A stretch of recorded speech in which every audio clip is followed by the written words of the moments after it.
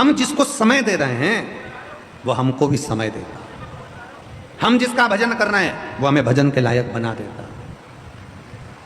आप दिल से उसको समर्पित तो हो।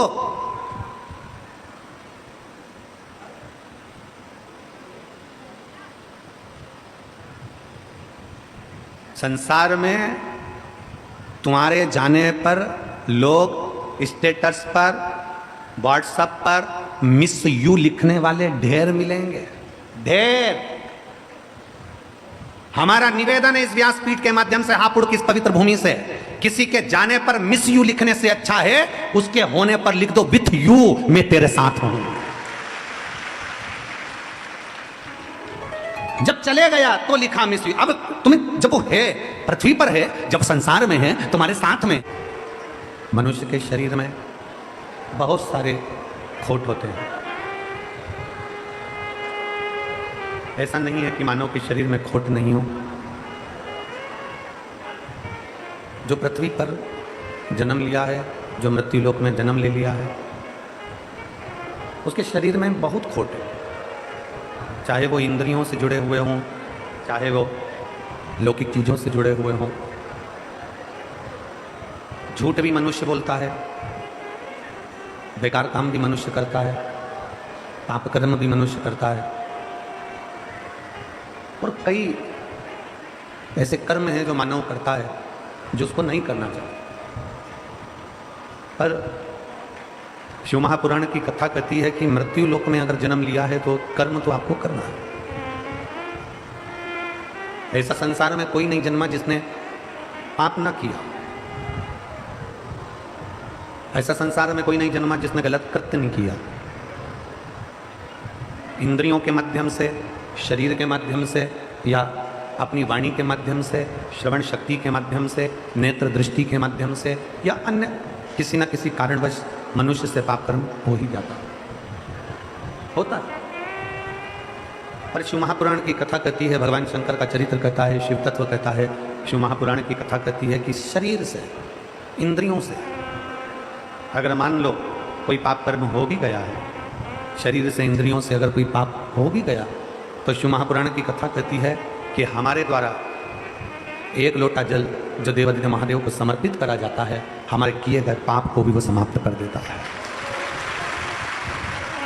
हमारे किए गए पाप कर्म को भी वो समाप्त कर देता है। किसी भी रूप में, कैसे भी अहंकार का त्याग कर कर शिव भक्ति को प्राप्त करने का प्रयास करें। किसी के दरवाजे पर जाओ ना जाओ, किसी की चौखट पर जाओ ना जाओ, किसी से मिलने जाओ ना जाओ, पर इतना याद रखो कि देवादिदेव महादेव के मंदिर, शिवालय और उसकी कथा में जरूर जाओ। कुछ ना कुछ आपको मिलेगा, कुछ ना कुछ आपको प्राप्त जरूर होगा। शंकर के मंदिर में जाने वाला, शिवालय में जाने वाला, शिव तत्व को जानने वाला, शंकर के मंदिर में एक लोटा जल चढ़ाने वाला, भगवान देवादिदेव महादेव की भक्ति करने वाला, भगवान शंकर की विरल भक्ति में डूबने वाला खाली नहीं रहता। शिव भक्ति व्यक्ति को खाली नहीं रखती है। ये उदाहरण है माता पार्वती जी का चरित्र। बाल्यावस्था में माता पार्वती जी ने देवऋषि नारद जी के मुख से सुन लिया था कि शंकर भगवान की भक्ति करना है, शिव जी का भजन करना है, भगवान शंकर की भक्ति को धारण करना है। पार्वती जी ने यह श्रवण कर लिया, पार्वती जी ने यह जान लिया था कि शंकर की भक्ति को करना है। और बाल्यावस्था से, बचपन से माता पार्वती जी भगवान शंकर की भक्ति में लीन हो गए। जितने यहाँ कथा में बैठे हुए हैं, पंडाल में बैठे हुए हैं, पंडाल के बाहर बैठे हुए हैं, या टीवी पर आस्था चैनल के माध्यम से, फेसबुक यूट्यूब के माध्यम से कथा सुन रहे हैं, ध्यान लगाकर कथा को सुनिएगा। रात भर से आप लोग चल कर आए हो, पूरी रात कीर्तन करा है, जागे हो, बाबा की कथा अपने दिल में बिठाकर, बाबा से प्रार्थना कर कर 2.5 घंटे की जो कथा है उसको अपनी चित्त वृत्ति में बिठाओ और अपने मन की बात बाबा से कहकर फिर जाओ, जिससे बाबा तुमको वापस बुलाए जल्दी से। पार्वती जी की कथा कहती है कि पार्वती जी ने बाल्यावस्था में, बचपन में ये विचार कर लिया, पार्वती जी ने बचपन में ये जान लिया कि भगवान शंकर को एक लोटा जल चढ़ाना। आप ये ना सोचें कि केवल आप शंकर भगवान को जल चढ़ा रहे हैं। आप ये ना विचार करें कि केवल आप भगवान शिव की भक्ति करें। आप ये विचार ना करें कि केवल आप शंकर को प्राप्त करना चाहते हैं ना। शिव महापुराण की कथा कथी है, माता पार्वती जी ने भी शंकर को एक लोटा जल चढ़ाया, माता सती ने भी भगवान शंकर को एक लोटा जल चढ़ाया, भगवान श्री गणेश जी महाराज ने भी भगवान शंकर को जल चढ़ाया, श्री हनुमान जी महाराज ने भी भगवान शंकर को जल चढ़ाया, स्वयं भगवान नारायण ने भी राम अवतार रखकर शिव को जल चढ़ाया, भगवान कृष्ण अवतार लेकर भी शंकर को जल चढ़ाते हैं। शिव महापुराण की कथा कहती है जब नारायण ने भगवान शंकर को जल चढ़ाया, ब्रह्मा जी ने भगवान शंकर को जल चढ़ाया, इंद्र ने भगवान शंकर को जल चढ़ाया, 33 कोटि देवताओं ने भगवान शंकर को जल चढ़ाया, जब सबने जल चढ़ाकर अपनी मन की कामना पूरी कर ली, अपनी मनवांछित फल प्राप्त कर लिया, तो फिर मनुष्य क्यों भटके, वो भी शंकर को जल चढ़ाए और अपनी मनोकामना पूर्ण कर ले। प्राप्त कर लिया तो फिर मनुष्य क्यों भटके, वो भी शंकर को जल चढ़ाए और अपनी मनोकामना पूर्ण कर ले। क्यों भटके, किस लिए भटके। और मैंने तेरे ही भरोसे बाबा, तेरे ही भरोसे हवा बिच उड़ती जावांगी, बाबा डोर हटो छड़ना मैं कटी जावांगी, भोले मैं तेरी पतंग, शंभो मैं तेरी पतंग, हवा बिच उड़ती जावांगी, बाबा डोर हटो छड़ना मैं कटी जावांगी, बाबा मैं तेरी पतंग, शंभो मैं तेरी पतंग। शिव महापुराण की कथा कहती है माता पार्वती जी शंकर जी की आराधना कर रही हैं, माता सती शिव की आराधना कर रही हैं, भगवान श्री गणेश जी शिव की आराधना कर रहे हैं, श्री हनुमान जी शिव की आराधना कर रहे हैं। फिर हम क्यों भटके, हमारा भटकना किस लिए, हम किस लिए भटक रहे हैं, हमारा हम क्यों इधर उधर जाएं, हम क्यों इधर उधर भटकते फिर, हम किस लिए यहाँ वहाँ चारों तरफ भटकते रहे। शिव महापुराण की कथा में अगर आप लोग बैठे हैं तो एक संकल्प अपने भीतर उतार कर जाइए। शिव महापुराण की कथा में अगर आप लोग बैठे हैं तो एक संकल्प अपने अंदर उतार कर जाओ कि मैं कहीं प्रपंच में, ढोंग में, दिखावे में, भ्रम में नहीं पड़ूंगा। अगर मेरी जिंदगी में दुख आया, तकलीफ आई, कष्ट आया तो मैं शंकर के चरणों में जाकर पड़ूंगी, पर ढोंग प्रपंच मैं शिव के द्वार जाऊं ना, मैं भगवान शंकर की चौखट पर जाऊं, मैं भगवान शंकर के दरवाजे पर जाऊं। अगर मुझे जाना ही है तो मैं के लिए मेरे भगवान नारायण राम का रूप रख कर जाते हैं, तो राम जी को भी समझ में आता है, भगवान राम जी की भी चित्तवृत्ति में रहता है। राम जी ने भी विचार कर लिया कि शंकर की आराधना के बिना रावण को भी नहीं जीत सकते, शिव की आराधना के बिना रावण को जीतना भी बड़ा कठिन है। इसलिए भगवान शंकर की आराधना लंका जाते समय भी राम जी करते हैं और वहां से आते समय भी राम जी करते हैं। जाते समय भी शिव की आराधना हो रही है, आते समय भी शिव की आराधना हो रही है। श्री शिवाय नमस्तुभ्यम, मैं भगवान शंकर और पार्वती जी को प्रणाम करता हूँ, नमन करता हूँ। श्री शिवाय नमस्तुभ्यम का मतलब है कि मैं बाबा शंकर और पार्वती को नमन कर रहा हूँ। हमने तो आपको कई बार कथाओं में भी कहा, शायद आप लोगों ने लिखा भी होगा, हमने तो कथा के माध्यम से भी आपको वर्णन किया कि अपने घर के दरवाजे पर श्री शिवाय नमस्तुभ्यम लिख दो। क्यों? सामने वाला अगर कोई व्यक्ति आ रहा है, शिव महापुराण की विद्येश्वर संहिता कहती है कि श्री शिवाय नमस्तुभ्यम बोलने वाले के केवल मुख का दर्शन कर लो तो हजारों अश्वमेध यज्ञ का फल प्राप्त हो जाता है और हमारे पुण्य प्रबल हो जाते हैं। हमने क्यों कहा कि अपने घर के दरवाजे पर श्री शिवाय नमस्तुभ्यम लिखो? क्योंकि जो तुम्हारे दरवाजे पर आएगा, दरवाजा बजाने से पहले, दस्तक देने से पहले, बेल बजाने से पहले वो आपके दरवाजे पर श्री शिवाय नमस्तुभ्यम पड़ेगा। जब उसके मुख से श्री शिवाय नमस्तुभ्यम निकल जाएगा तो आप जब दरवाजा खोलेंगे तो उसके मुख का भी दर्शन करेंगे तो आपका जीवन सार्थक हो जाएगा। कोई स्टिकर आता हो, स्टिकर चिपका दो, स्टिकर नहीं मिले तो कोई कागज चिपका दो, कागज ना मिले तो अपने हाथ से लिखकर चिपका दो कि श्री शिवाय नमस्तुभ्यम। अगर हमारे दरवाजे पर कोई बुरी खबर भी आने वाली होगी, अगर हमारे दरवाजे पर कोई बेकार खबर लेकर भी आ रहा होगा, कोई बेकार बात लेकर भी आ रहा होगा और आकर हमारे दरवाजे पर श्री शिवाय नमस्तुभ्यम पढ़ लेगा, तो आप जब दरवाजा खोलकर उसके मुख का दर्शन करोगे तो वो बेकार खबर भी अच्छी होने का प्रयास करेगा। श्री शिवाय नमस्तुभ्यम शिव महापुराण की विद्येश्वर संहिता का वो तत्व है जिसको दुनिया के लोग अगर समझ जाएं, कहते हैं दुनिया के लोगों को पहले स्मरण में नहीं था कि पशुपति व्रत क्या है। शिव महापुराण के माध्यम से लोगों ने पशुपति व्रत को जाना, शिव महापुराण के माध्यम से भगवान शंकर की विरल भक्ति को जाना, शिव तत्व को। एक श्री शिवाय नमस्तुभ्यम मंत्र की महत्वता क्या है, एक पत्र और देखो।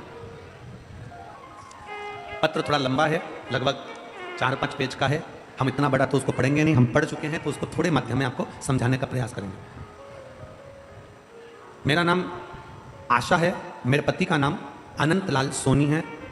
मोबाइल नंबर मेरा ये है। एलईडी पर आप लोग आस्था चैनल पर और जो बड़ी बड़ी एलईडियां लगी हैं इस पर इस पत्र को देख सकते हैं। मेरा नाम आशा है, मेरे पति का नाम अनंत लाल सोनी है। मेरा मोबाइल नंबर, ये 2 मोबाइल नंबर उन्होंने लिखे। फरीदाबाद में रहने वाली हूँ, SGM नगर गली नंबर 4 फरीदाबाद में मैं रहती हूँ। कहीं बैठी हो तो हाथ हिला सकती हूँ। दिख गए? दिखे हैं तो आ जाइए, एक बेलपत्र ले जाइए। अगर दिखा है आ जाइए, आप बेलपत्र ले जाइए। मेरा नाम आशा है, मेरे पति का नाम अनंत लाल सोनी है। मोबाइल नंबर ये है, फरीदाबाद में रहने वाली, SGM नगर गली नंबर 4। गुरुजी मेरा बेटा जो कि 18 वर्ष के लगभग का है, 6 सीढ़ी नीचे गिर गया। 6 सीढ़ी नीचे गिरते ही वो बेहोश हो गया। बेहोश होकर हम उसको अस्पताल लेकर गए। डॉक्टर जब हॉस्पिटल लेकर गए तो डॉक्टर बोला आपके बेटे में अब कुछ नहीं है। पत्र में आप लोग टीवी पर पत्र चल रहा है, एलईडी पर पत्र चल रहा है, उसको पढ़िएगा कि उन्होंने पत्र में क्या लिखा। हम बेटा बेहोश हो गया, अस्पताल लेकर गए तो डॉक्टर बोला आपके बेटे में अब कुछ नहीं है, सांसें भी नहीं है। डॉक्टर ने जवाब दे दिया और मैं रो रही थी। मुझे रोते हुए मथुरा की 2 औरतें, 2 लेडीज मिली। वो बोली बेटा तुम मंदिर जाओ और जल चढ़ाओ, शिव को श्री शिवाय नमस्तुभ्यम का जाप करो। मैं बोली आंटी जी मुझे श्री शिवाय नमस्तुभ्यम का जाप बोलना नहीं आता। फिर मैंने बोला मैं अपने देवर को लाती हूँ और आप उन्हें बताओ। गुरुजी फिर हम घर आए और देवर से बुलाकर उसको श्री शिवाय नमस्तुभ्यम का वर्णन उन 2 औरतों ने बता दिया। कैसे जल चढ़ाना है वो बताया। मंदिर में जाना, लोटा भर के जल चढ़ाना, पानी लाकर इस बच्चे पर छींटना और श्री शिवाय नमस्तुभ्यम का जाप उसके कानों में करना। बॉडी हॉस्पिटल में पड़ी थी और मैं अपने देवर के साथ मंदिर ढूंढ रही थी। मंदिर ढूंढते ढूंढते एक मंदिर मिला जिसमें ताला लगा हुआ था। मंदिर के पुजारी जी ने ताला नहीं खोला। पंडिताइन जी को बोला कि हमारा बहुत बड़ी समस्या है, आप दरवाजा खोलो। तब पंडिताइन ने दरवाजा खोला, पर पानी चढ़ाकर मैं लेकर आ रही थी तो पानी थोड़ा गिर गया। गिरते से पंडिताइन गुस्से में हो गई, उसने टंगल उठाकर, डोलची उठाकर बाहर फेंक दिया। मेरा पूरा पानी चले गया। मैं विनती करी कि मैं पोछा लगा देती हूँ। मंदिर का मैंने पोछा लगाया, फिर पानी चढ़ाया और लिया और वही पानी लेकर मैं अपने बेटे के पास आ गई। गुरुदेव बेटे के पास आते आते इतनी देर में बस हॉस्पिटल के दरवाजे पर पहुंची थी। इतनी देर में बेटे की श्वास नलिका में थोड़ी सी श्वास आई और श्वास आने के बाद उसको वेंटिलेटर पर डाल दिया गया। जैसे ही वेंटिलेटर पर डाला मैं अपने बेटे के शरीर पर पानी को लगा दी। पानी को लगाने के बाद मैंने अपने बेटे के कान में श्री शिवाय नमस्तुभ्यम 1 घंटे तक वेंटिलेटर के पास डॉक्टर के पांव पड़कर बोलती रही। और बाबा की मैं क्या गुणगान करूं गुरुदेव, मेरा 18 साल का बेटा आज बाबा की कृपा से ठीक हो गया और बाबा की कृपा से जीवित हो गया। मैं शिव तत्व को प्रणाम करता हूं। एक श्री शिवाय नमस्तुभ्यम वो मंत्र जान लो, वो शब्द जान लो, वो अक्षर जान लो, वो आनंद जान लो जो हमारे जीवन की सार्थकता को सिद्ध कर देगा। दीपावली पर अपने अपने घर की सफाई करो, दीपावली पर अपना दरवाजा साफ करो, दीपावली पर अपने दरवाजे को साफ करो, मना नहीं। पर दीपावली पर एक नियम बनाओ कि मैं अपने दरवाजे पर बंदरवा लगाऊं ना लगाऊं, मैं अपने दरवाजे पर आम पत्ता लगाऊं ना लगाऊं, मैं अपने दरवाजे पर लाइट लगाऊं ना लगाऊं, और अपने दरवाजे पर श्री शिवाय नमस्तुभ्यम जरूर लिखूंगी, जिससे मेरे जीवन की सार्थकता सिद्ध। आने वाला व्यक्ति क्या लेकर आ रहा है, आने वाला व्यक्ति कौन आ रहा है, आने वाला व्यक्ति किस भाव से आ रहा है, यह समझने के लिए वो क्या खबर ला रहा है, अच्छी है बुरी है, सामने वाला व्यक्ति क्या लेकर आ रहा है, अच्छा है बुरा है, कम से कम हमारे दरवाजे पर आकर खड़ा होगा। दरवाजा बंद होगा, जितनी देर खड़ा रहेगा उतनी देर उसके दरवाजे पर श्री शिवाय नमस्तुभ्यम पड़ेगा। जब आप दरवाजा खोलोगे तो उसके मुख का दर्शन करोगे, उसके चेहरे का दर्शन करोगे। अपना स्मरण, अपनी भक्ति, अपना विश्वास शिव के प्रति, भरोसे को बढ़ाओ, विश्वास को बढ़ा लो। और जब भरोसा और विश्वास दोनों बढ़ता है, जब भरोसा और विश्वास दोनों बढ़ता है तो शिव तत्व प्राप्त होता है। शिव तत्व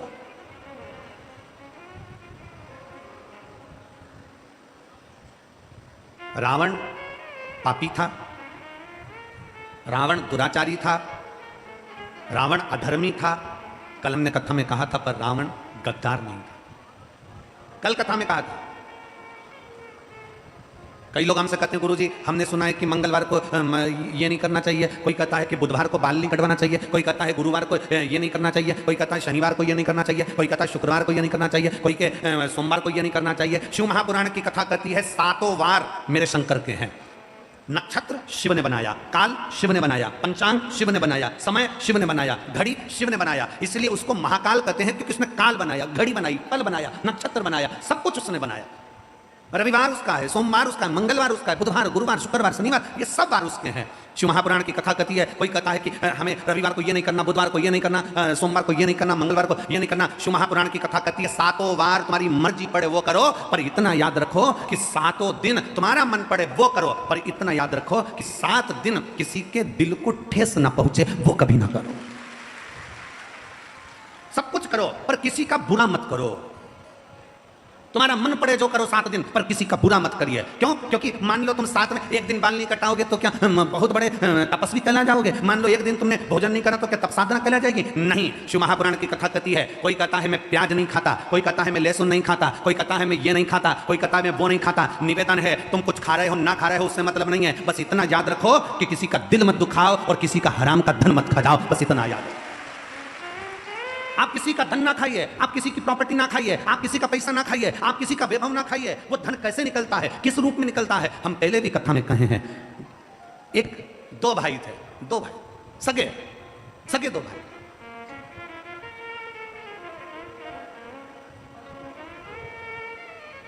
एक भाई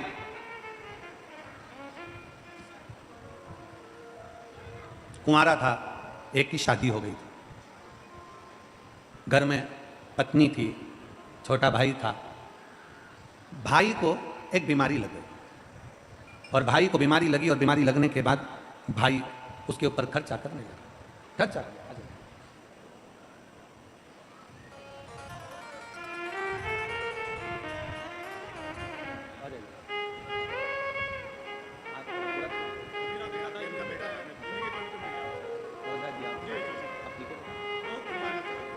आप ही हैं, ये ओझा जी हैं जिन्होंने इनसे कहा था कि अपने 16 साल का बेटा जिसका ब्रेन खोल दिया गया और कोमा में चले गया, उसके पास में 1 घंटे तक लगातार उसके कानों में श्री शिवाय नमस्तुभ्यम बोलते रहे और आज बेटा ठीक हो गया है। ये बेटा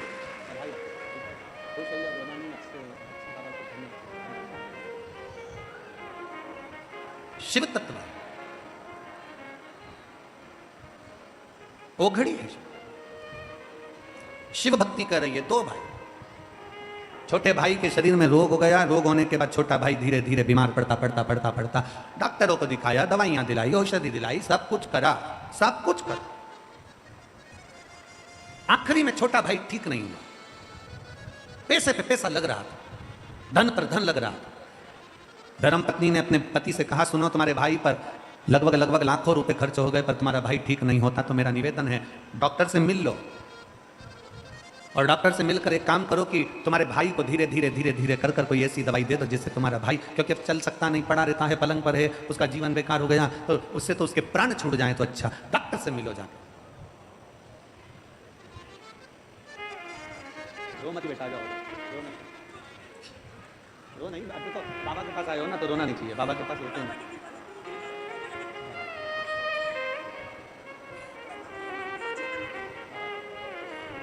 कह रही हैं, मैंने पत्र में लिखा, एक बार तो प्राण छूट चुके थे, दूसरी बार ठीक हो गया, कुछ दिन बाद वापिस कोमा में चले गया, फिर वापिस मंदिर जाना चालू करा, तीसरी बार फिर कोमा में चले गया और बाबा की कृपा से अब बेटा पूर्ण तरह से ठीक होकर बाबा की कृपा।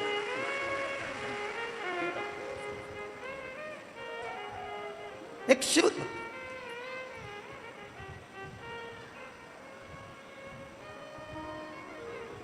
बड़े भाई की पत्नी ने कहा कि अब इनका शरीर, तुम्हारे छोटे भाई का शरीर साथ नहीं दे रहा, डॉक्टर से मिलो और कोई ऐसी दवाई ले लो जिससे स्लो पॉइजन जैसा दे देकर, अगर अपन पॉइजन देकर मारेंगे तो लोग कहेंगे कि बताओ भाई को मार दियो। कोई दवाई ऐसी दे दी जाए जो धीरे धीरे तुम्हारा छोटा भाई अब शरीर में कब तक पैसा लगाओगे, वो शरीर काम का नहीं है। बड़े भाई ने कहा ठीक है, डॉक्टर से जाकर मिले, डॉक्टर ने एक दवाई दे दी, 2 बूंद ये दवाई देते रहना, किसी को मालूम ना पड़े, और वो मरीज गया। डॉक्टर कभी ऐसी दवाई नहीं देता कि किसी के प्राण छूटे। ये बड़ा भाई डॉक्टर के पास नहीं गया था। ये बड़ा भाई किसी हाकिम के पास पहुंच गया, किसी अन्य के पास पहुंच गया और थोड़ा धन देकर उसी को डॉक्टर बनाकर उसी से धन देकर दवाई लेकर आ गया। डॉक्टर कभी बुरा नहीं करता। हमने पहले भी कहा कि डॉक्टर शिव का एक रूप होता है। ये दवाई लाया, दवाई लाकर अपनी पत्नी को दी, पत्नी 2 गुण डालती जाए, देती जाए, धीरे धीरे धीरे धीरे भाई मर गया। प्रॉपर्टी पूरी हो गई, अपनी जमीन जायदाद अपनी हो गई। समय बीत गया, बड़े भाई के घर में औलाद नहीं थी। जैसे ही छोटा भाई मरा, उसके 1 साल बाद छोटे भाई मरने के बाद में भाई की पत्नी को औलाद हो गई।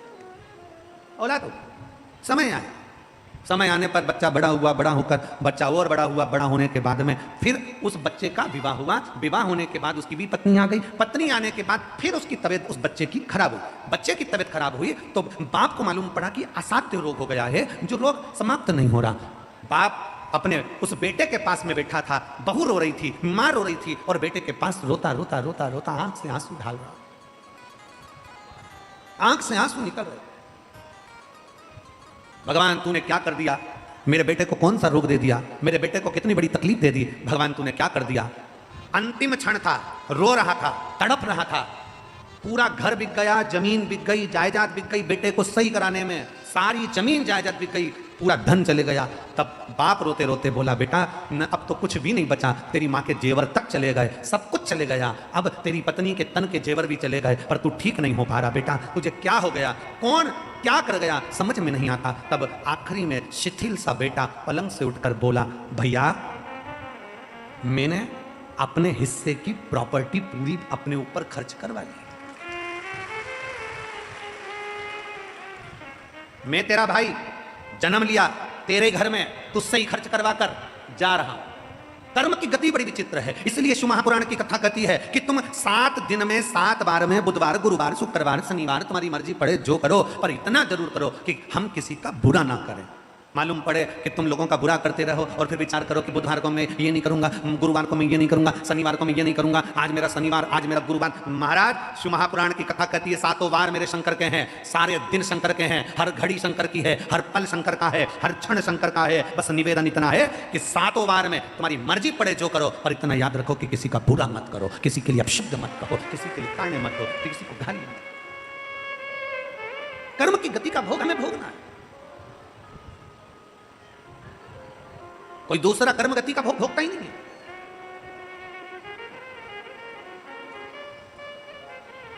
क्यों आते हैं इतने शिव भक्त? लाखों की संख्या में आप लोग आए हो, लाखों की संख्या में आप लोग आए हो, पूरी रात से आ रहे हो, पंडाल में जगह नहीं, धूप में बैठे हुए हो।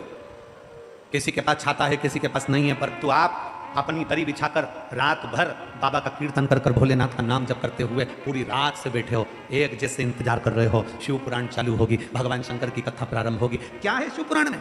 भगवान शंकर के सामने ईश्वर जी गोरा जी बनकर शिव पार्वती जब आकर बैठे, गणा और गौर बनकर शंकर पार्वती जब कथा सुनने के लिए बैठे, शंकर भगवान की कथा स्वयं शंकर सुनते हैं, शंकर पार्वती जब कथा सुनने के लिए बैठे, उस समय पर वहीं पर उसी जगह पर भगवान शंकर ने तुमरुका जी से पूछा, ए तुमरुकेश्वर, ए तुमरुका, बताओ इस शिव महापुराण के पंडाल का ऐसा क्या महत्व है कि दुनिया के लोग शिव पुराण की कथा में जाकर बैठते हैं? उसका सार तत्व क्या है? तुमरुका जी ने भगवान शंकर की साक्षी में, ईश्वर जी और गोरा जी की साक्षी में, गणा और गौर की साक्षी में कह दिया कि ये 24,000 श्लोक की शिव महापुराण की कथा साधारण नहीं है। जिस पंडाल में, जिस भूमि पर, जिस जगह पर यह कथा होती है, वहां 33 कोटि देवी देवता 24 घंटे खड़े रहकर कथा का रसपान ग्रहण करते हैं। ये 24,000 श्लोक की शिव महापुराण की कथा 24 घंटे देवताओं को खड़ा रखकर भगवान शंकर के विरल कथा का रसपान करते हैं। किसका मंगल बेकार, किसका शनि बेकार, किसका गुरु बेकार, किसका बृहस्पति बेकार, किसका शुक्र बेकार, किसका राहु बेकार, किसका केतु बेकार, किसके घर में वास्तु दोष, किसी के घर में काल सर्प दोष, किसी के घर में पितृ दोष। शिव महापुराण की कथा कहती है, जब वो कथा सुनकर उठकर अपने घर के लिए जाता है, उसके शरीर से उसी जगह की मिट्टी, पुलिस इंस्पेक्टर की पोस्ट से रिटायर हुए हैं। मेरे पति को 2/5/2024 में हार्ट की परेशानी हो गई थी। गुरुदेव 4 बार डॉक्टर को दिखाया तो कहा कि इनका हार्ट काम नहीं कर रहा। हार्ट ने काम करना बंद कर दिया। बहुत बड़ी प्रॉब्लम सामने खड़ी हो गई गुरुदेव। पति को परेशान देखकर हम पूरा घर परेशान हो जाता। अब करे तो करे क्या? गुरुदेव किसी काम करने वाली महिला ने कहा कि जी टीवी खोलो, टीवी में सीहोर वाला महाराज कथा कर रहा होगा, आप अंकल से कहो वो कथा सुनेंगे। टीवी खोली, उस समय आपकी कथा 1 बजे से 4 बजे तक आ रही थी, वो कथा का रिस्पॉन्स करना प्रारंभ करा। मेरे पति को विश्वास नहीं हुआ कि ये शिव महापुराण की कथा सुनने से क्या रोग का निदान हो सकता है। तब टीवी पर कथा सुनना प्रारंभ करा। उसी दिन मेरे पति ने कथा सुनते से कहा कि तू जा और जाकर 1 लोटा जल ये सियोर वाले महाराज के कहने पर चढ़ाना प्रारंभ कर। मैं जाती, शंकर के मंदिर से जल लाती, अपने पति को गिलास में भरकर वो जल पीने के लिए थोड़ा सा दे देती। रोज अपने पति को जल देना प्रारंभ करा और डॉक्टर ने तो बहुत डरा दिया था गुरुदेव। फिर हम आखिरी में जांच कराने के लिए वापस डॉक्टर के पास पहुंचे तो डॉक्टर ने एंजियोग्राफी करने का जो बोला था, ऑपरेशन करने का जो बोला था, डॉक्टर ने आखिरी में कह दिया इसकी सारे टेस्ट नॉर्मल आ गए हैं, ना इसको एंजियोग्राफी की जरूरत है, ना हार्ट में ऑपरेशन की जरूरत है, ना बाईपास करने की जरूरत है, इनको घर लेकर जाओ। मैं बाबा को प्रणाम करने के लिए आई हूं। एक लाइन अच्छी लिखी है, आप और हम गुनगुना लेते हैं। अपनी किस्मत का ताला हो, अपनी किस्मत का ताला तुम खोलते चलो, श्री शिवाय नमस्तुभ्यं बोलते चलो, श्री शिवाय नमस्तुभ्यं तुम बोलते चलो। भगवान से अपने मन की बात भाव के साथ जब हम प्रार्थना कर कर जाते हैं, शिव क्यों ना संभाल ले, शंकर क्यों ना करुणा कर दे। किसी के यहां पर 4 साल बाद औलाद हो रही है, किसी के यहां 10 साल बाद औलाद हो रही है, किसी के यहां 15 साल बाद हो रही है, किसी के यहां 14 साल बाद हो रही है। इतने पत्रों का ढेर लगा पड़ा हुआ है कि हम इतने पत्र पढ़ भी नहीं पाए, इतने पत्र हम पढ़े भी नहीं। किसी के यहाँ 4 साल, किसी के यहाँ 8 साल, किसी के यहाँ 10 साल, किसी के यहाँ 15 साल, किसी के यहाँ 20 साल बाद संतान का सुख प्राप्त होता है। किसके बल पर? कौन कौन देता?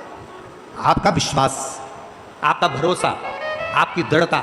जो आप शंकर जी के मंदिर में जाकर पशुपति व्रत करते हो, जो शिव के मंदिर में जाकर सफेद आंकड़े की जड़ का प्रयोग करते हो, जो भगवान शंकर के मंदिर में जाकर झाड़ू पोछा कर देते हो, मंदिर में जाकर साफ सफाई कर देते हो, मंदिर में जाकर दीपदान कर देते हो, कहीं ना कहीं तुम्हारा विश्वास शिव के प्रति बढ़ा तो मेरे ओघड़दानी ने, मैंने शंकर ने तुम्हें देने में कमी नहीं रखी और तुम्हारी झोली खुशियों से भर दी।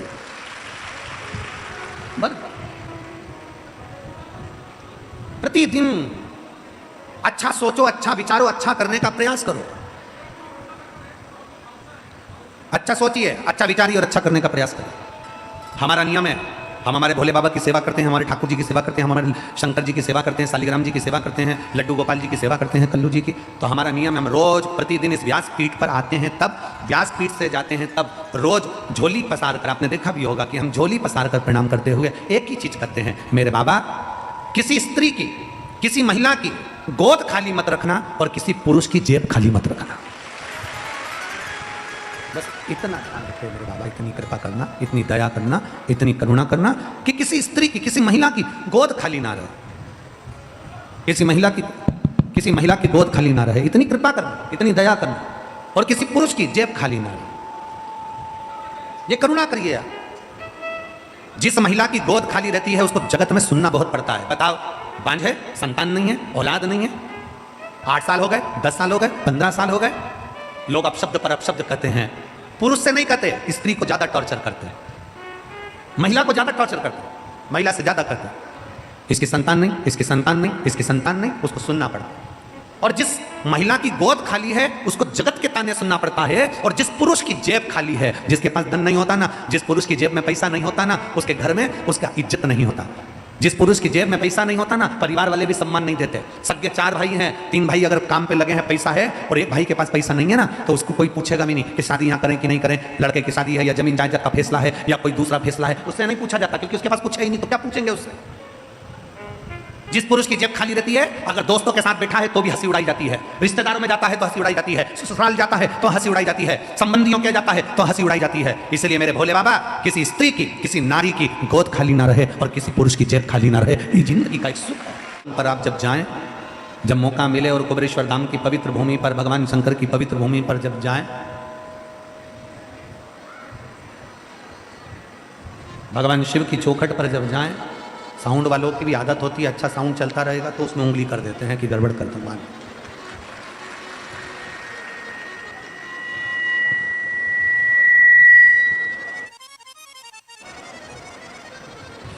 कभी कुबेरेश्वर बाबा की भूमि पर जाएं, भगवान शंकर की पवित्र धरा पर जाएं, शिव तत्व की ओर जाएं, भगवान शंकर की चौखट पर जाएं, शिव के पास कुबेरेश्वर बाबा की पवित्र भूमि पर जब पहुंचे तो अपने दिल से बाबा को प्रार्थना कर कर जब कंकर शंकर को वहां से उठाकर जब कंकर शंकर की पूजन करें तो बाबा से अपने मन की बात जरूर कहा, प्रति विनय जरूर करा, निवेदन जरूर करा। और खाली ना जाता कोई दर से तुम्हारे, खाली न जाता कोई दर से तुम्हारे, मैं भी खड़ी हूँ नन्हे माहे पसारे, अपने हृदय से लगा लो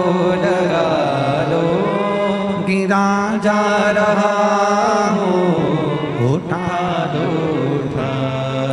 भोले अपने दर से। अब बाबा से अपने मन की बात भाव के साथ जब हम शिव से कहें, शिव उसको स्वीकार करो, शंकर उसको स्वीकार करो। कितनी आस, कितना विश्वास, कितना भरोसा आप लोग हृदय में रख कर आते हो, श्रवण करते हो, एक लोटा जल शंकर जी को समर्पित करते हो, बाबा उसको स्वीकार करते हैं। कल किसी एक बहन ने एक पत्र में लिखा, शिव कौन सा जल स्वीकार करते हैं, शंकर भगवान कौन सा जल स्वीकार करते हैं।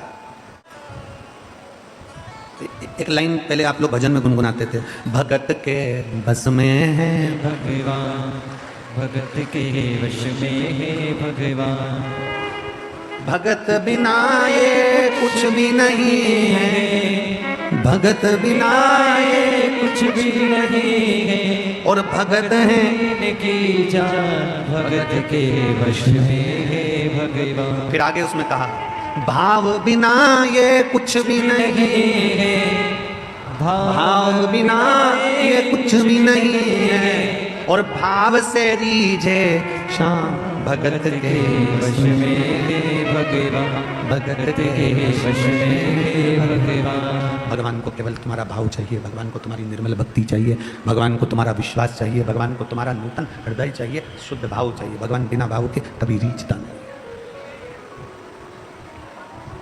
गंगा के घाट पर पहुंच गए और गंगा का जल लेकर भी आ गए और तुम्हारा भाव शुद्ध नहीं है तो गंगा का जल क्या करेगा? बोलो बोलो, जम के बोलो जरा सा। गंगा का जल कुछ करेगा? फिर सरयू जी का जल ले भी आए और तुम्हारा भाव नहीं है तो सरयू का जल क्या करेगा? मन चंगा तो कठोते में गंगा। राम जी के सामने निषाद राज केवट बैठे हुए हैं और केवट भगवान राम जी से कहते हैं कि मुझे तुम्हारे चरण धुलाना है। केवट कह रहे हैं कि मुझे आपके चरण पखारना है। केवट कह रहे हैं कि मुझे आपके चरण पखारना है, चरण धुलाना है। मेरे को आपके केवल चरण धुलवाना है और चरण धोने का मुझे आज्ञा दीजिए, मैं आपके चरण धोऊं, मुझे आज्ञा करो, चरण धोने की आज्ञा दो। राम जी ने निषाद राज से कहा, केवट से कहा, ए केवट, सामने गंगा जी का जल है, चल मैं तेरे साथ चलता हूं, गंगा जल में जाकर खड़ा हो जाता हूं, तू वहां धो लेना, चरण धुल जाएगा। इतने में केवट बोला, नहीं नहीं नहीं नहीं, हमें गंगा जी के जल से धोना ही नहीं है, हमें गंगा के जल से नहीं धोना, हमें गंगा के जल से तुम्हारे चरण धोना ही नहीं है। तो भगवान राम जी ने पूछा, कौन से जल से धोएगा? जो शिव महापुराण की कथा कर रही थी वही मेरे राम जी ने केवट से कहा है। बहुत ध्यान लगाकर सुनना, हमने कई बार कथाओं में कहा, मंदिर का जल लेकर मंदिर में मत चढ़ाओ। बोला कि नहीं बोला? जम के बोलो जरा। मंदिर में से पानी भर लिया, मंदिर की बाल्टी में से जल भर लिया और भगवान को चढ़ा दिया ना। शिव महापुराण की कथा कहती है, अपने घर जाओ, घर से लोटे में जल भरकर लेकर आओ, जब घर का जल लाकर चढ़ाओगे तो शिव उसको स्वीकार करेगा। केवट क्या करा है? केवट ने कहा, नहीं प्रभु, मैं गंगा जी के जल से तुम्हारे चरण नहीं धोऊंगा। तो फिर जल कहां से लाएगा? इतने में केवट कहता है, मैं जल अपने घर से लेकर आऊंगा, अपने घर से। तो राम जी केवट पर हंसकर बोले, तेरे घर में जो जल है वो कहां का है? केवट बोला, ये गंगा जी का ही है, ये गंगा जी का ही। तो फिर घर के जल में और गंगा के जल में क्या अंतर आ गया? केवट कहता है, ये तो गंगा अविरल बह रही है, धोए तो कोई धो ले, पर घर जाऊंगा घर जाकर अपने हंडे में से, मटके में से, अपने मटके में से, अपने हंडे में से, वो मेरे घर का हंडा मटका है, उसमें से मैं जब जल भर कर लेकर आऊंगा तब मैं आपके चरण पखारूंगा तो वो जल साधारण नहीं होगा, गंगा के जल से भी प्रबल हो जाएगा। जिसने रामचरितमानस सुनी है, जिसने रामायण पढ़ी है, केवट अपने घर गया, घर जाकर अपनी पत्नी को आवाज लगाया, कठोता कहाँ है? कठोता जानते हो? जम के तो बोलो जरा, जानते हो? कठोता मतलब आटा उसनने का बर्तन, पात। हमारे यहाँ सीहोर में उसको परात कहते हैं।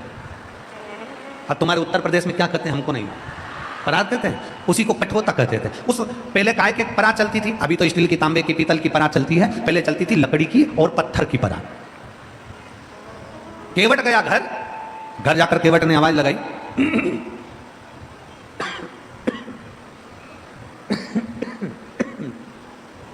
घर जाकर केवट ने आवाज लगाई, और केवट ने घर जाकर जब आवाज लगाई पत्नी को, सुनती है? धर्म पत्नी ने पूछा क्या हुआ? केवट ने आवाज लगाकर कहा कठोता कहाँ है? कठोता। पत्नी बोलती वो रखा। केवट बोला ये तो पत्थर का है, मेरी दादी के हाथ का कठोता कहाँ है? दादी वाला? हाँ। वो लकड़ी का? हाँ। पत्नी ने पूछा क्यों? ये पत्थर के कठोते पे चरण नहीं धुला सकते जो लकड़ी का कठोता लेकर जा रहे हो? इतने में केवट कहता है अपनी पत्नी से, तू समझती नहीं है, पत्थर के कठोते में चरण धुलाऊंगा तो पत्थर पे से पानी सूख जाएगा, लकड़ी के कठोते में चरण धुलाऊंगा तो लकड़ी पानी को सोख लेती है, जब जब आटा उसनेंगे अंदर से पानी निकल आएगा और अपन रोज तर जाएंगे। ये प्रताप, पत्थर के कठोते में राम जी के चरण नहीं धुलाए केवट ने, लकड़ी का कठोता रहा, घर में से पानी भरा, पत्नी के हाथ में दिया और चिल्लाते चिल्लाते गया, रे हम जा रहे हैं चरण धुलाने, जिसको आना आ जाओ। सारे के सारे आ गए। भगवान राम जी को कठोते में खड़े होने के लिए केवट ने विनती करी, बाबा आप, राम जी आप अपना चरण कठोते में रखिए। राम जी ने अपना एक चरण कठोते में रख दिया। केवट से बोले धुला ले। केवट बोला नहीं धुलाऊं। केवट बोला नहीं धुलाऊं। राम जी बोले धुला। केवट बोले नहीं धुलाऊं। क्यों?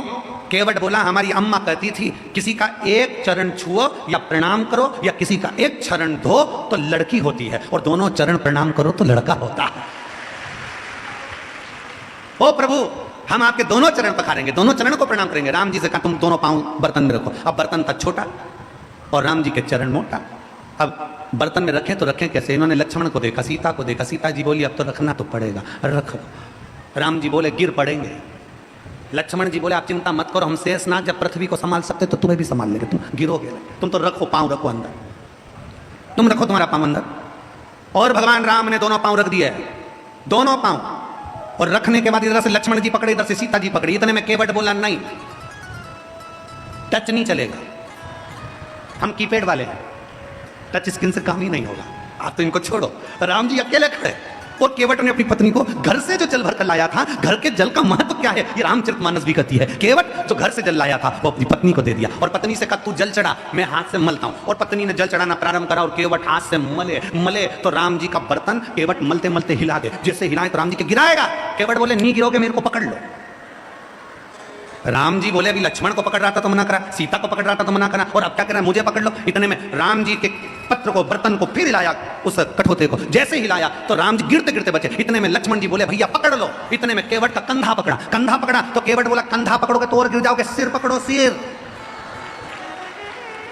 अब राम जी ने एक हाथ से केवट का सिर पकड़ा।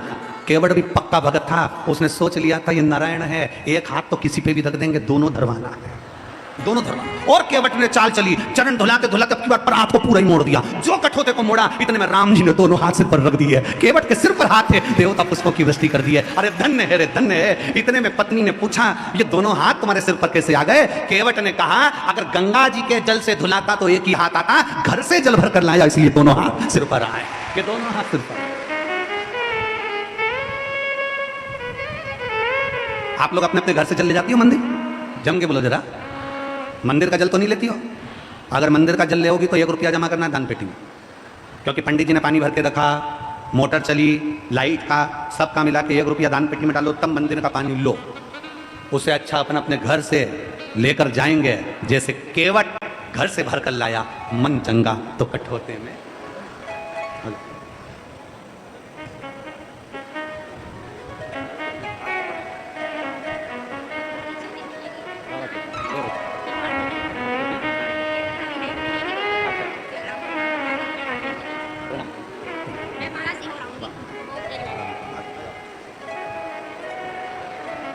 शिव तत्व हो। शंकर करुणा सागर।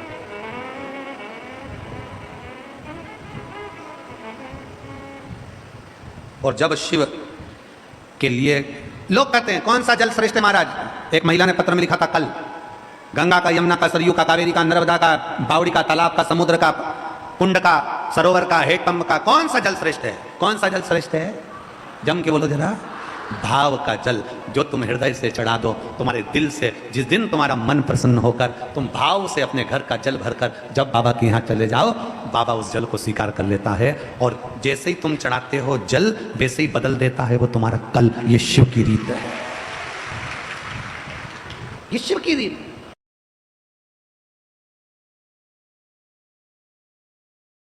भाव का जल जो तुम हृदय से चढ़ा दो, तुम्हारे दिल से। जिस दिन तुम्हारा मन प्रसन्न होकर तुम भाव से अपने घर का जल भरकर जब बाबा के यहाँ चले जाओ, बाबा उस जल को स्वीकार कर लेता है और जैसे ही तुम चढ़ाते हो जल वैसे ही बदल देता है वो तुम्हारा कल। ये शिव की रीत है, ये शिव की रीत।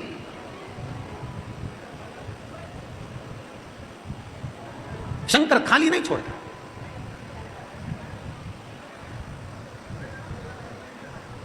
हम जिसको समय दे रहे हैं वो हमको भी समय देगा। हम जिसका भजन करना है वो हमें भजन के लायक बना देता है। आप दिल से उसको समर्पित तो हो।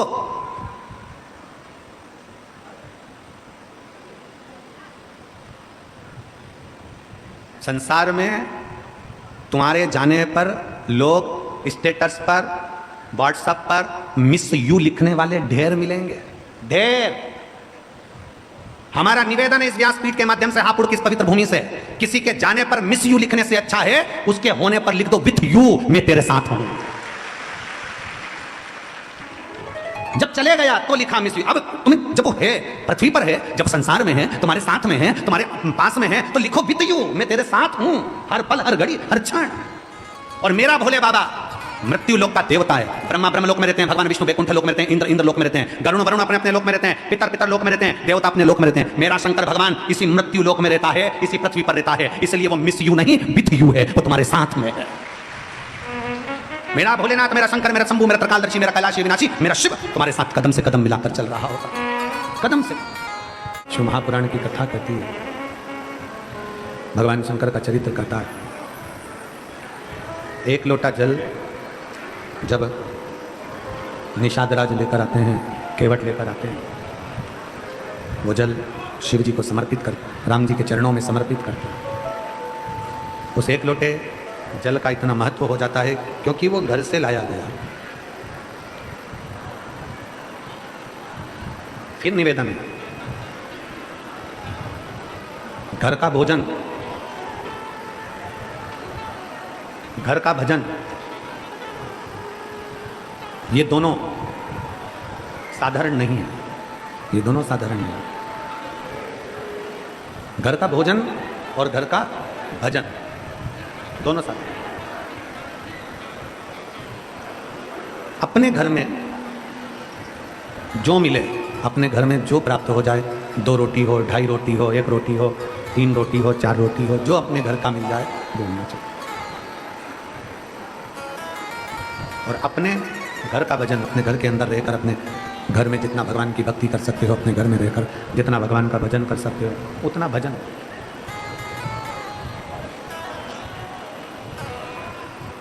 तीर्थ में जाकर बैठ जाना या कहीं और पहुंचकर भगवान की भक्ति करना, उससे श्रेष्ठ है अपने घर के अंदर रहकर।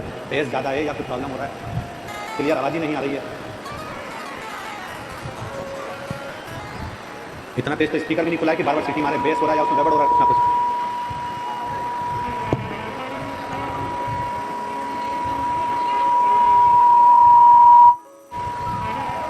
घर का भजन या घर का भजन और घर का भोजन, ये दोनों श्रेष्ठ है, दोनों श्रेष्ठ है।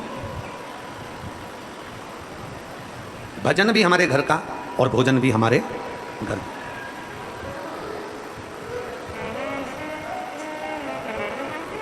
जब हम भोजन करने के लिए अपने घर में बैठते हैं, जब हम भोजन करने के लिए अपने घर में रहते हैं, पूरा परिवार एक जगह पर एकत्रित होता है।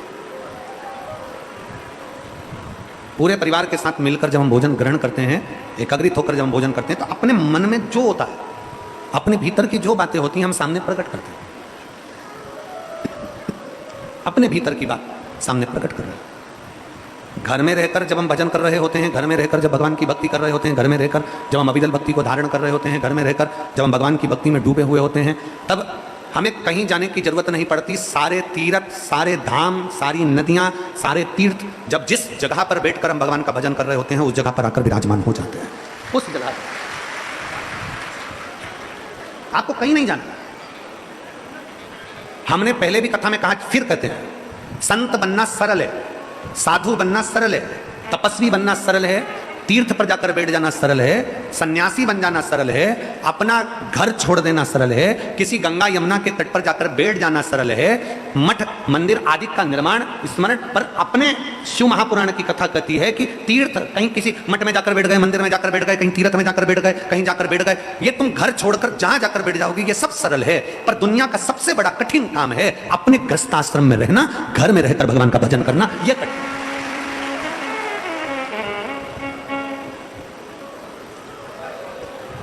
वो दुनिया का सबसे कठिन काम है। घर में रहकर भगवान का भजन होना। बेटे की तबीयत खराब हो रही है, बहू को कुछ हो रहा है, पति को कुछ हो रहा है, पत्नी को कुछ हो रहा है, दादा को कुछ हो रहा है, दादी को कुछ हो रहा है, घर में आवक कम हो रही है, जावक ज्यादा हो रही है, कहीं कुछ प्रॉब्लम हो रहा है, कहीं पड़ोसी परेशान कर रहे हैं, कहीं रिश्तेदार परेशान कर रहे हैं। उस बीच में भगवान की भक्ति करो तो, उस बीच में परमात्मा की भक्ति करो तो सर, कितना एक अविरल भक्ति, एक विश्वास, एक भरोसा, दृढ़। कोई कहे कि शिव जी को केवल हम जल चढ़ा रहे हैं, ना ना ना, माता पार्वती जी की कथा कहती है, पार्वती जी शंकर जी को जल चढ़ाती हैं, माता सती शिव जी को जल चढ़ाती हैं, भगवान गणेश शंकर जी को जल चढ़ाते हैं, हनुमान जी शंकर जी को जल चढ़ाते हैं। ऐसा कौन है 33 कोटि देवता में ऐसा कोई देव नहीं जो भगवान शंकर को जल ना चढ़ाए, शिव की आराधना ना करे, शंकर की भक्ति ना करे, शिव आराधना में जो डूबा ना हो।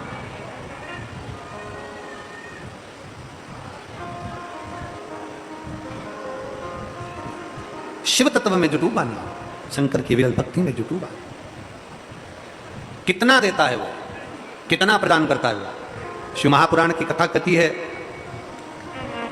जीव जीवित है, संसार में है, संसार दुनिया के लोग अगर तुमसे कहें कि शंकर भगवान तो बहुत दूर हैं, शिव जी तो बहुत दूर हैं, शंकर भगवान, सबको कह देना भगवान नारायण बैकुंठ में है, ब्रह्मा ब्रह्मलोक में है, केवल मृत्यु लोक का देव है, देव अधिदेव महादेव है। शंकर भगवान से जो हम कहेंगे, शिव से जो हम कहेंगे, शंकर की भक्ति में जो हम कहेंगे, वो शिव हमें स्वीकार,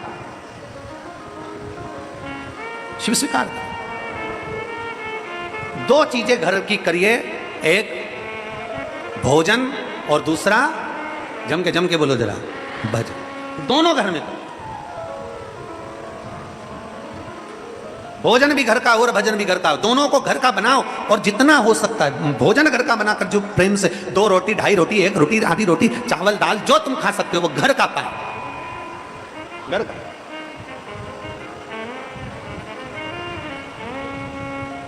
और भजन भी घर का हो, तुम्हारे घर में बैठकर जो भगवान की अविरल भक्ति को धारण कर सकते हो, घर में बैठकर जो भगवान की भजन को कर सकते हो, उसको उतना करिए, उतना। हिरण्यकशिपु के भाई हिरण्याक्ष के पास में भगवान शंकर के नेत्र से, नेत्र बंद करने पर एक अश्रु निकल गया था। वो अश्रु से एक बालक प्रकट हो गया था जिसका नाम अंधकासुर था, जिसको लोग अंधकासुर कहते हैं। एक बालक प्रकट हो गया था जो अंधकासुर था, अंधकासुर। पार्वती जी ने उसको गोदी में उठा लिया था। माता पार्वती जी ने जब गोदी में उसको लिया और पार्वती जी गोदी में लेकर शंकर जी के पास जाकर कहती हैं कि ये मेरा पुत्र है। शंकर जी मना करते हैं, पार्वती इस पुत्र को तू पुत्र मत मान, इसको तो समुद्र में फेंक दे। ये मेरे नेत्र बंद करने के बाद प्रकट हुआ है, तो इसको समुद्र में फेंक दे। ये मेरे नेत्र बंद करने के बाद प्रकट हुआ।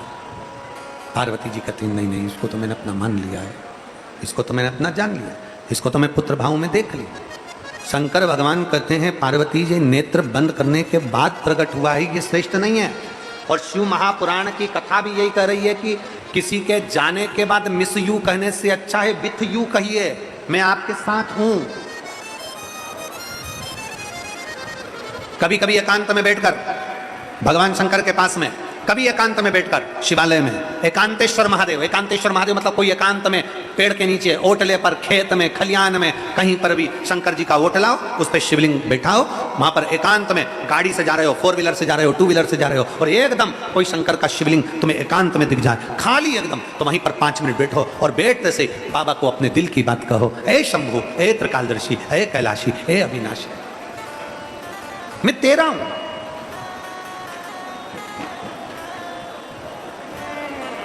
हे ओघड़दानी, मैं तुम्हारा हूं। कभी कभी महाकाल राजा को, भगवान शंकर को, त्रिकालदर्शी, कैलाशी, अविनाशी भगवान शिव को कह दिया करो। ऐसा कोई पल ना आए, ऐसी कोई घड़ी ना आए, ऐसा कोई क्षण ना आए जिस समय में आपको याद ना करूं। हर पल, हर घड़ी, हर क्षण तुझे याद करता है। वो कहते हैं ना कि ऐसी आए ना ऐसी शाम, ऐसी सुबह ना आए, ना आए ऐसी शाम, जिस दिन जुबा पे मेरे, जिस दिन जुबा पे मेरे आए ना शिव का नाम, ऐसी सुबह ना आए ना ऐसी शाम, ऐसी सुबह ना आए ना ऐसी शाम। हर पल, हर घड़ी, हर क्षण शिव मेरे मुख में। एक पत्र है,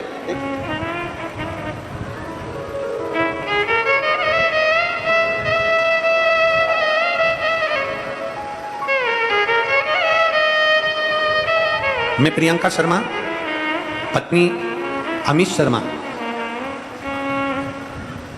श्रीनगर, मुकाम है श्रीनगर हापुड़ की निवासी हूँ। कहीं बैठी हो तो हाथ हिला। आप ही हैं? बाबू आया है साथ में, लिया उसको, लिया।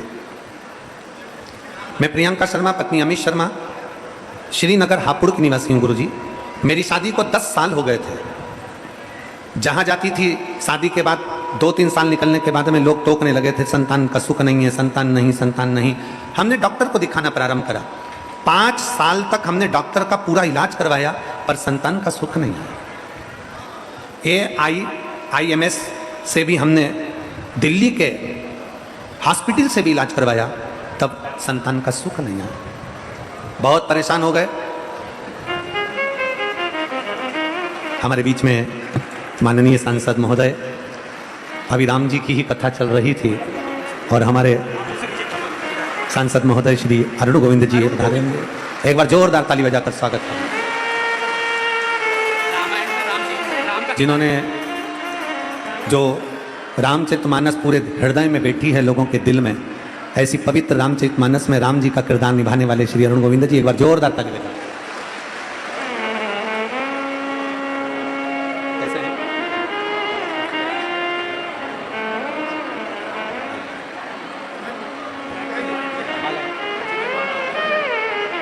हमारे बीच में क्षेत्रीय विधायक जी भी, विजयपाल आरती जी भी पधारे हैं। एक बार जोरदार ताली बजाकर स्वागत।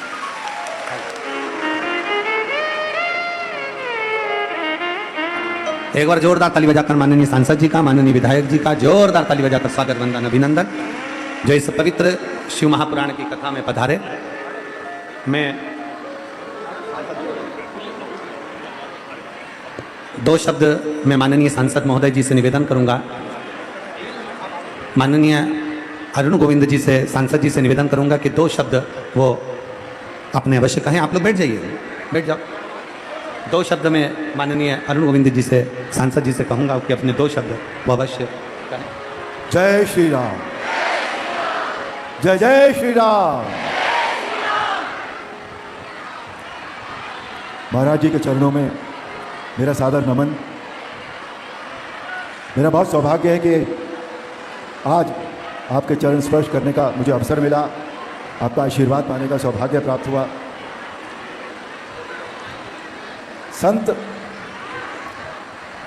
संत से बड़ा इस विश्व में कोई नहीं होता। संत वो व्यक्तित्व होता है जो सबके कष्ट अपने ऊपर ले लेता है और उसके द्वारा ही हम सबके कष्ट हरे जाते हैं। रावण, इसी का नाम है दुर्दशा। युद्ध जीतने के लिए धर्म और आध्यात्मिक शक्ति की आवश्यकता होती है, पाश्विक बल की आवश्यकता नहीं होती। तुमने एक समय लक्ष्मण से कहा था कि तुम्हारे यहां कोई नीति, कोई धर्म नहीं होता। हमारे यहां युद्ध का भी एक धर्म होता है। हम निहत्थे शस्त्रहीन शत्रु पर कभी वार नहीं करते। यह है रघुवंशों की वीरता। अब जाओ, कल फिर शस्त्र लेकर आना, और अगले दिन रावण फिर शस्त्र लेकर आते हैं, और जो परिणाम हुआ वो हम सब जानते हैं। अनीति पर नीति की विजय हुई, अन्याय पर न्याय की विजय हुई, असत्य पर सत्य की विजय हुई, और अधर्म पर धर्म की विजय हुई। हर हर महादेव, हर हर महादेव, जय जय श्री राम। बहुत बहुत साधुवाद, धन्यवाद माननीय सांसद महोदय जी का, माननीय विधायक महोदय जी का। बहुत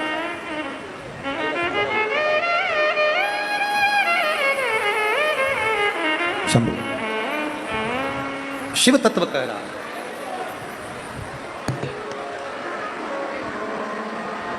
पत्र था, मैं प्रियंका शर्मा पत्नी अमित शर्मा, श्रीनगर हापुड़। शादी के 10 वर्ष हो गए। दिल्ली स्थित AIMS से भी हमने इलाज करवाया पर उसका फल नहीं मिला। तब हमने किसी के कहने पर पहली बार कथा श्रवण करना प्रारंभ करा और सफ़ेद आंकड़े की जड़ और बेलपत्र का प्रयोग किया। पशुपतिनाथ का व्रत रखा और बाबा की कृपा से 2 महीने के अंदर गर्भ ठहरा, और बाबा ने ऐसी कृपा करी कि 24 जुलाई 2023 को हमारे यहाँ संतान की प्राप्ति हुई। मैं बाबा को प्रणाम करता हूँ। ये शिव भक्ति, ये भगवान शंकर की अविरल भक्ति, भगवान शिव की अविरल भक्ति हमारे जीवन का एक सुख है, हमारे जीवन का एक आनंद है। रिटर्न बढ़ा दो भैया, ये हमारे जीवन का एक आनंद है, जीवन का एक सुख। और तेरी कृपा बिना न हिले एक भी लेते हैं श्वास तेरी कृपा से तनो तनो। बखान क्या करूं मैं राखों के ढेर का, चपटी बबोत में खजाना कुबेर का। गंगधार मुक्ति द्वार ओंकार तू, भोले ओंकार तू। आयो शरण तिहारी शंभु तार तू। एक शंकर की करी हुई अविरल भक्ति हमारे जीवन को सुख प्रदान कर देती है, विश्वास। पार्वती, ये जो बालक है इसको ले जाकर समुद्र में डाल दे, इस बालक को समुद्र में फेंक दे।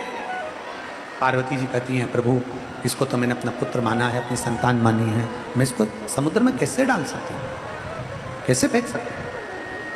भगवान देवाधिदेव महादेव भगवान शंकर कहते हैं, पार्वती जी नेत्र बंद करने के बाद ये बालक प्रकट हुआ है।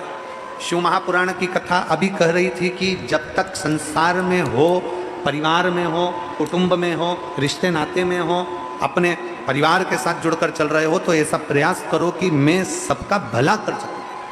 अब कई लोग कहते गुरुजी हमने तो ऐसा मन बनाया कि मैं भला कर सकूं, पर दुनिया तो हमारा भला करे।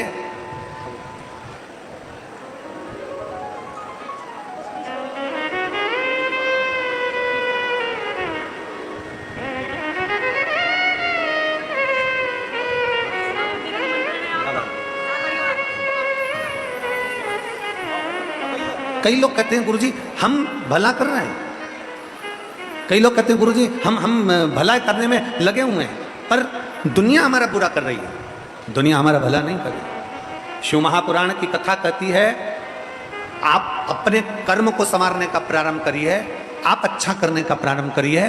दुनिया अगर बेकार कर रही है तो उसको करने दो। आप अपना लक्ष्य अगर निश्चित रखोगे तो तुम्हारा कभी बुरा हो ही नहीं सकता, आपका भला ही होगा। भला करने का प्रयास करें, किसी के लिए अच्छा करने का प्रयास करें। माता पार्वती जी ने, मां जगत जननी ने बालक को लिया और उस बालक को समुद्र में फेंक दिया। हिरण्याक्ष ने उस बालक का पालन पोषण करा और पालन पोषण कर उस बालक का नाम अंधकासुर रखा। जब बालक धीरे धीरे बड़ा हुआ, हिरण्याक्ष के प्राण छूट गए। हिरण्याक्ष को जाने के बाद में अंधकासुर को क्रोध आया कि मेरे पिता चले गए, और पिता ने बताया, पिता ने ये कह दिया कि पिता बोले, पिता ने तुरंत कहा कि तेरा कोई जन्म देने वाला नहीं है, तू तो समुद्र के जल में मुझे प्राप्त हुआ था, इसलिए मैंने तेरा भरण पोषण किया। समुद्र के जल में तू मिला। जब पिता के शब्द सुनकर हिरण्याक्ष चले गया, हिरण्याक्ष के दाने के बाद में अंधकासुर ने ब्रह्मा जी का तप किया, और ब्रह्मा जी का तप करके ब्रह्मा जी से वर प्राप्त किया कि मेरे प्राण ना छूटे, मेरी मृत्यु ना आए, मेरी मौत ना आए। ब्रह्मा जी ने कहा ऐसा नहीं हो सकता कि तुम्हारी मौत ना आए, तुम्हारी मृत्यु ना आए, प्राण तो छूट जाए। पृथ्वी पर अगर जन्म लिया है, मृत्यु लोक में अगर आप और हम आए हैं, मृत्यु लोक में अगर हमारा जन्म हुआ है तो प्राण तो छूटना। अगर पृथ्वी पर हमारा जन्म हुआ है तो मृत्यु लोक में जन्म लेने के बाद प्राण तो छूटेंगे, प्राण तो छूटेंगे। और फिर निवेदन है, संसार में जन्म लिया है तो जाना तो है, पर शिव महापुराण की कथा करती है कि जन्म लेने के बाद कोई ऐसा कर्म कर कर चले जाओ, कोई सत्कर्म ऐसा कर कर चले जाओ कि तुम्हारे जाने के बाद भी लोग तुम्हें याद रखें कि कोई आया था और उसने कोई अच्छा कर्म करा। मृत्यु लोक में आने के बाद कोई ऐसा कर्म कर कर चले जाओ, कोई सत्कर्म कर कर चले जाओ, जिससे दुनिया के लोग याद रखें कि कोई कर्म अच्छा किया। और फिर निवेदन है कि मत बुरे कर्म कर बंदे वरना पछताएगा, भगवान की आंखों से तू बच नहीं पाएगा, तू बच नहीं पाएगा। अरे ओ अज्ञानी मत कर नादानी, अरे ओ अज्ञानी मत कर नादानी। तेरे कर्म का फल भी तू ही पाएगा, जैसा किया तूने तेरे आगे आएगा। मत बुरे कर्म कर बंदे वरना पछताएगा, भगवान की आंखों से तू बच नहीं पाएगा, तू बच नहीं पाएगा। हमारे कर्म हम ऐसे कर कर चले जाएं कि आने वाला समय हमारे स्मरण में आए कि कोई आया जिसने कोई सत्कर्म किया, कोई भजन किया, कोई कीर्तन किया, कोई मंत्र जाप किया, कोई नाम जाप किया, कोई स्मरण,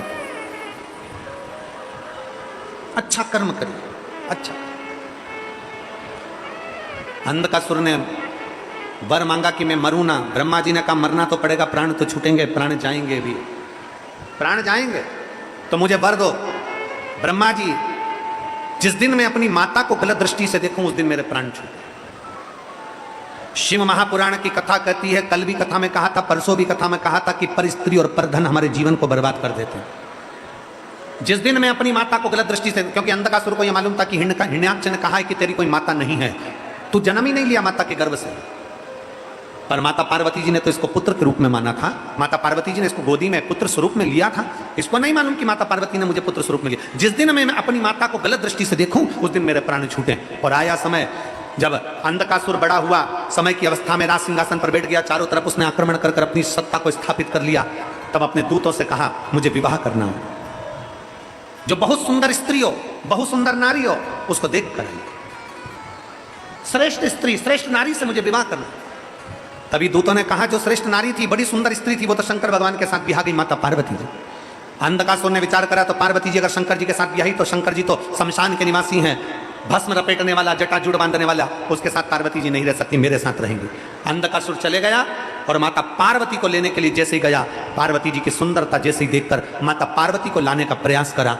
ब्रह्मा जी का वर मांगा हुआ था इसने कि जिस दिन मैं अपनी माता को गलत दृष्टि से देखूं उस दिन मेरे प्राण छूटे। जिस दिन मैं अपनी माता को गलत दृष्टि से देखूं उस दिन मेरे प्राण छूटे। और वही हुआ। आज माता पार्वती जी को गलत दृष्टि से देखा, शंकर भगवान के सम्मुख में क्रोध आया, शिव जी को काल भैरव प्रकट कर लिया। काल भैरव को प्रकट करा और उस काल भैरव ने अंधकासुर का वध कर दिया। पार्वती जी की आंखों में जल भरा था, माता पार्वती रो रही थी। रोने का कारण केवल इतना था कि पुत्र गलत दृष्टि से देखे। गलत समय बहुत बदलता है, बहुत बदलता है समय, बहुत। कितना भी समय बदले, शिव महापुराण की कथा कहती है, पर आपका विश्वास डामाडोल नहीं होना चाहिए। समय कितना बदलता है।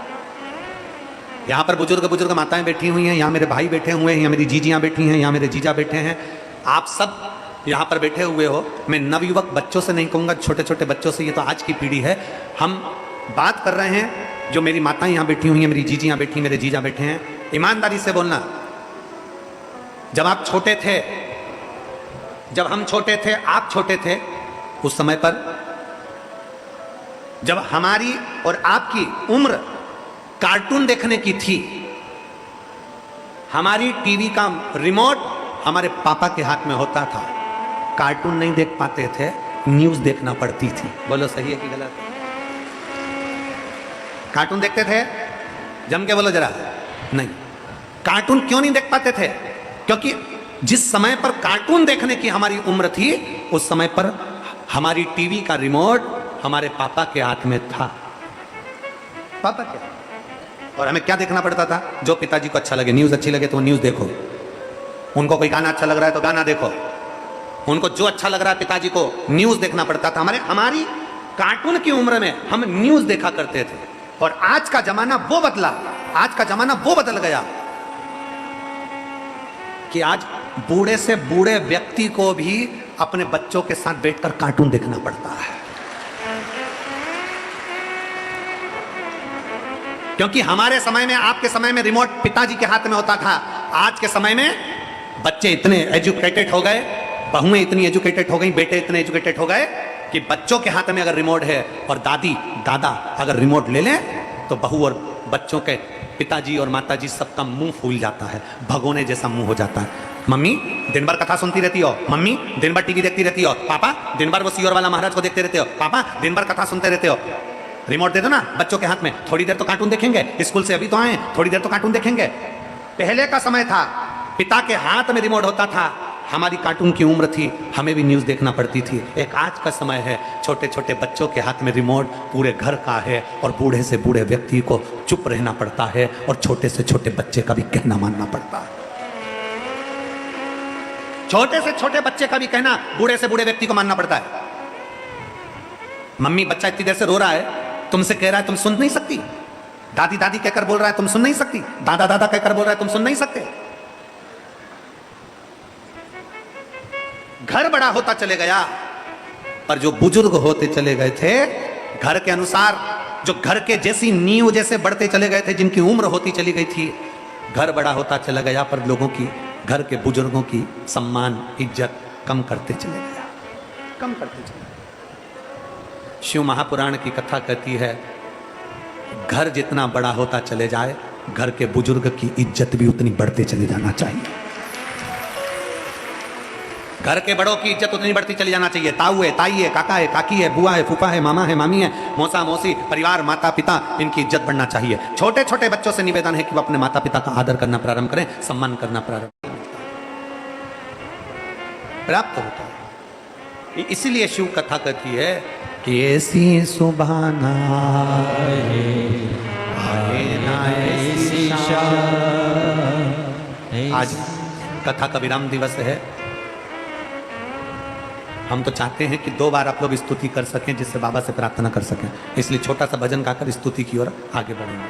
अरे ऐसी सुभाना आए ना ऐसी शाम, ऐसी सुभाना आए ना ऐसी शाम, जिस दिन जुबां पे मेरे, जिस दिन जुबां पे मेरी आए ना शिव का नाम, ऐसी सुभाना आए ना ऐसी शाम, ऐसी सुभाना आए ना ऐसी शाम। बड़े भाव से दोनों हाथों से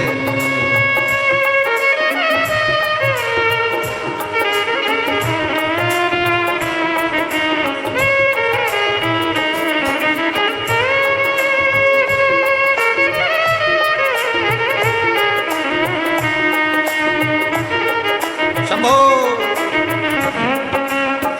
मंदिर में वासी तेरा तेरी छवि बसाए, मन मंदिर में वास है तेरा, तेरी छवि बसारी। प्यासी आत्मा बन के जोगन तेरी शरण में आई, प्यासी आत्मा बन के जोगन तेरी शरण में आए। तेरे ही चरणों में पाया मैंने यह विश्राम। ओ ऐसी सुबह आए ना ऐसी शाम, ऐसी सुबह आए ना ऐसी शाम, जिस दिन जुमा पे मेरे, जिस दिन जुबा पे मेरे आए ना शिव का नाम, ऐसी सुबह आए ना ऐसी शाम, ऐसी सुबह आए ना ऐसी शाम, ऐसी सुबह आए ना ऐसी शाम, ऐसी सुबह आए ना ऐसी शाम। हर हर महादेव। अपने स्थान पर बैठकर कथा का विराम दिवस है, कुछ देर में कथा विराम हो जाएगी। एक बार दिल से बाबा को अपने मन की बात कह दो, दिल से बाबा से प्रार्थना करो, भाव से जहाँ जगह मिले वहाँ बैठकर हृदय से चित्त से साथ में मिलकर भगवान देवाधिदेव महादेव से प्रार्थना करो। बहुत दूर दूर से आप लोग आए हैं, आस लेकर आए हैं, विश्वास लेकर आए हैं। मेरा ओघड़दानी, मेरा शंकर आपके मन की कामना पूर्ण करेंगे। भाव से सब साथ में बोलेंगे, बैठकर बाबा से प्रार्थना करेंगे।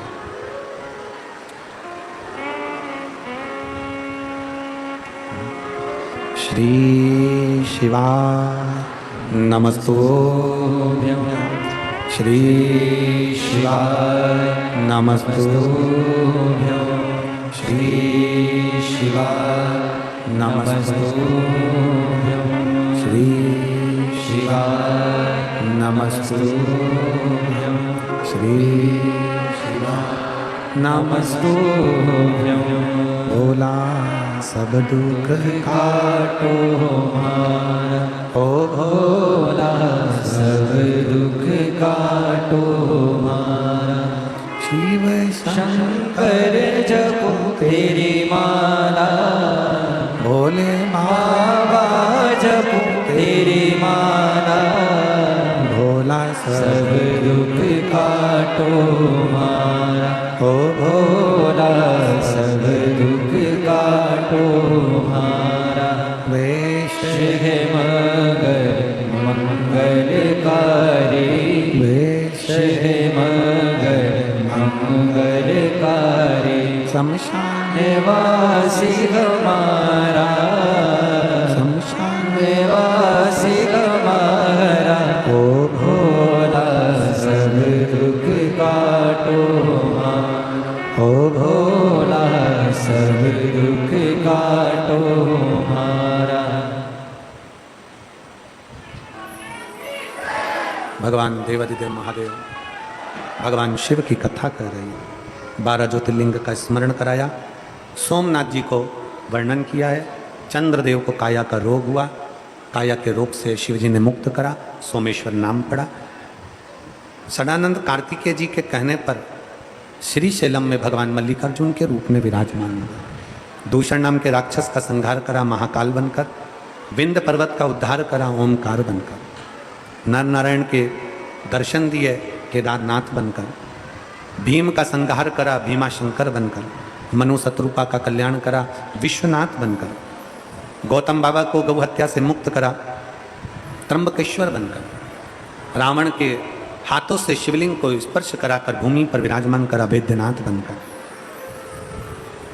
दारुक नाम के राक्षस का संहार किया नागेश्वर बनकर, राम जी के हाथ से स्वयं स्थापित हो गए रामेश्वर बनकर, और सुधर्म नाम के ब्राह्मण की धर्म पत्नी घूष्मा के बेटे को, मरे हुए पुत्र को जीवित कर दिया, तो शिव कृष्णेश्वर बनकर विराजमान हुए। ये 12 ज्योतिर्लिंग का स्मरण है, ये 12 ज्योतिर्लिंग का चरित्र, 12 ज्योतिर्लिंग की कथा।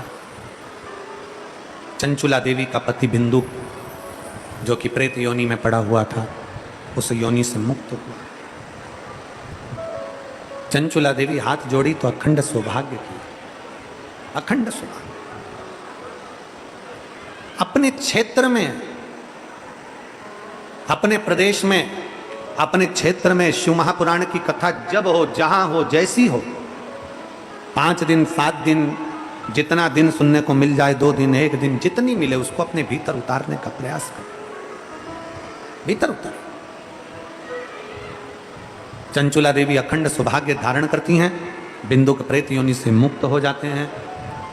भगवान देवादिदेव महादेव का चरित्र कहता है भगवान शंकर से, तुमरुका जी कहते हैं कि बाबा ये कथा विराम ले रहे। शिव जी अपने मस्तक से बेलपत्र उतार कर शिव पुराण पर समर्पित करते हुए कहते हैं, तुमरुका जी ये शिव महापुराण की कथा जितना जितना कलयुग आगे बढ़ेगा, ये शिव महापुराण की कथा कलयुग को रोकने का काम करेगी। और जो दिल से अगर इस कलिकाल में शिव पुराण की कथा को सुन लेगा, शंकर कहते हैं मैं खुद उसके दरवाजे पर जाकर झोली भर दूंगा। जिस कामना से, जिस भाव से, जिस भक्ति से, जिस श्रद्धा से, जिस विश्वास से, जिस दृढ़ता से, जिस भाव के साथ आप और हम शिव महापुराण की कथा को श्रवण करते हैं, बाबा देवादिदेव महादेव हमारी कामना पूर्ण करते हैं। ऐसी पवित्र कथा जो हापुड़ की इस पवित्र भूमि पर, इस पवित्र जेएमएस कॉलेज ग्राउंड में, जीएमएस कॉलेज ग्राउंड में ये पवित्र कथा चल रही थी, जो आज विराम की ओर जा रही है। कथा के मुख्य यजमान के रूप में शिवा टूरिस्ट ढाबा स्वर्गीय पंडित अवनीश शर्मा जी की स्मृति में यह कथा हुई। श्रीमती वंदना शर्मा, श्री निशांत शर्मा, श्री प्रिंस शर्मा, आराध्या शर्मा हापुड़ उत्तर प्रदेश से इस कथा का आयोजन करवाया। कथा को लेकर आई थे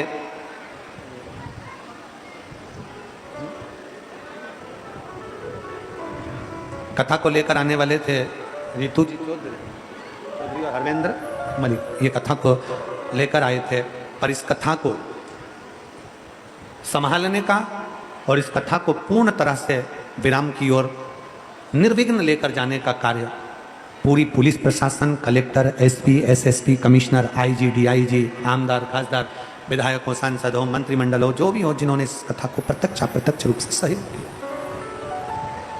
यह स्कूल, जीएमएस और इसका पूरा ग्रुप जिन्होंने इस प्रांगण को कथा के लिए दिया। भोजन भंडारा भी इस कथा का, हमेशा जो कथा होती है भोजन भंडारा यजमान या समिति कराती है, पर इस आयोजन का भोजन भंडारा भी संभालने वाली टीम दूसरी थी और पूरा लगाने वाली टीम दूसरी थी। राहुल जी गोयल, पीला कुआं, सुनील जी गोयल, सुनील सिंघल, गुट्टू जी, विशाल गोयल, ब्रजभूषण त्यागी, मनीष साहू से ये कथा आज यहाँ विराम हो रही है। सबको विजयदशमी की, मात्र नवमी की, माता देवी भवानी की नवमी अष्टमी की बधाई देते हैं। और 14 तारीख से 20 तारीख तक फिरोजाबाद उत्तर प्रदेश में चंद्रेश्वर शिव महापुराण की कथा, सोमेश्वर शिव पुराण की कथा श्रवण करेंगे 1 बजे से 4 बजे तक। दीपावली के बाद में 4 तारीख से 8 तारीख तक स्कंदेश्वर शिव महापुराण की कथा हरियाणा की पवित्र भूमि फरीदाबाद में श्रवण करेंगे 1 से 4। ऐसे ही कथाओं का क्रम निरंतर चलता रहे और आप और हम भगवान शंकर की अविरत भक्ति प्राप्त करते रहें, यही भाव से श्री शिवाय नमस्तुभ्यम जरूर है। यही बात के साथ में विराम की ओर चलते हैं। और बाबा भोलेनाथ आप सबके भंडार भरे। मेरे कुबेर भंडारी की भूमि पर जो आए, शिव महापुराण की कथा श्रवण करने आए, प्रेम से सुने, बाबा सबकी झोली खुशियों से भरे। दीपावली पर अपने दरवाजे पर श्री शिवाय नमस्तुभ्यम जरूर लिखाओ और बाबा देवादिदेव महादेव का स्मरण करते रहे। दोनों हाथ उठाकर एक बार प्रेम से हर हर